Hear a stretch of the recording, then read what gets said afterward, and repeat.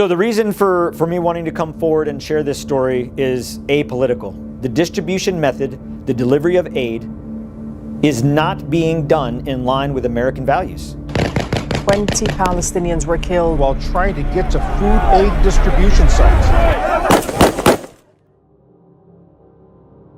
My name is Tony Aguilar. I'm a retired Lieutenant Colonel Green Beret from service in the United States Army.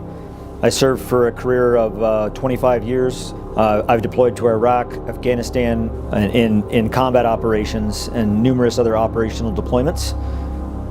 So I spent a considerable amount of time in Gaza during my 45 days in Israel. I was under a contract by UG Solutions, which is the security apparatus under the Gaza Humanitarian Foundation. I felt it was a noble cause. I felt it was a good mission to feed the people of Gaza. So I did sign up and go on the contract. The IDF gave us, SRS, UG, they gave us our marching orders. They told us which sites we would deliver from, when we would deliver, how much aid we would deliver, how much time we would stay on the site to deliver, what type of aid we would deliver. The IDF controlled and directed every aspect of the delivery of aid. From the very first day, distribution at Site 1 has been chaotic, pandemonium. The best way that I can describe how the Palestinians reach the site to receive aid is akin to the Hunger Games, survival of the fittest. Whomever can run the fastest and the furthest to get to the site first gets the aid. So those that are typically left with receiving no aid, no food, no type of aid are children, women, disabled.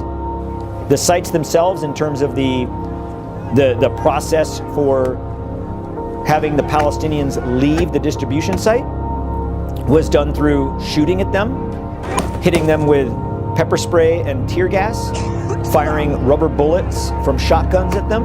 And this isn't something that happened just once or twice. This happened every day at every distribution, at every site. This is not hyperbole. This is not Hamas propaganda. This is not Gaza Ministry of Health saying it. It's me. I've seen it. The contractors on one occasion, on the 29th of May at site number 4, opened fire with his individually assigned weapon into the crowd, at their feet, over their heads, and into the crowd.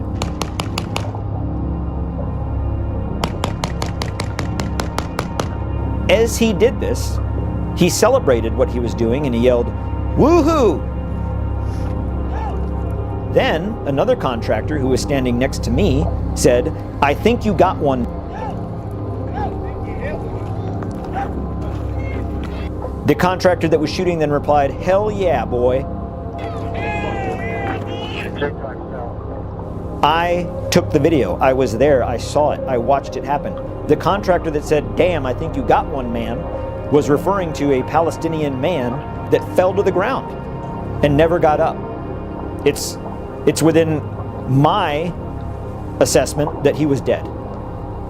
And another incident on the 2nd of June at distribution site number 1, which is in the south in Rafah, I witnessed a UG contractor throw a stun grenade into the crowd. The metal fuse top of the stun grenade hit a Palestinian woman in the head, and she immediately dropped to the ground, lifeless and motionless. A donkey cart was brought onto the site to load her onto the donkey cart to remove her from the site at the direction of the SRS operational leadership. She was dead. This happened on the site. On the 28th of May, we submitted a report to the leadership of UGS and Safe Reach Solutions that site number 3 in particular was dangerous and that people would die if changes were not made.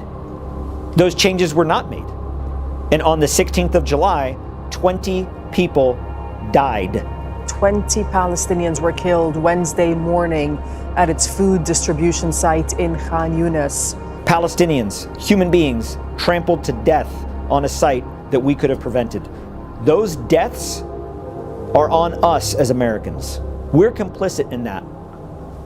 In the dozens of distributions that I was a part of at every site, not one time ever did I feel a threat assess a threat, see a threat, never saw a weapon, never saw a gun. The fire, the actual small arms fire that we received on the locations at times came from the IDF in our location. The entire city of Rafah has been razed to the ground, so there is no civilian population around the sites. They have to travel 8 to 12 kilometers one way, on foot, no vehicles.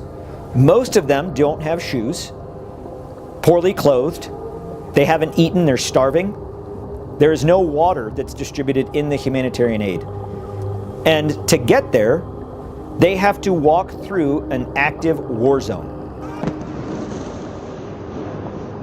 On 2 occasions, I bore witness to a Palestinian man in one instance and a Palestinian woman in a second instance that were carrying their dead children. And these children didn't die from gunshot wounds or from sickness or disease. They died of starvation. I've seen it with my own eyes. I witnessed it on the ground in Gaza. Americans don't set up food to a starving population and have them walk through a war zone just to then shoot at them and hit them with stun grenades and pepper spray and then send them on their way. That's not the American way. That isn't in line with American values.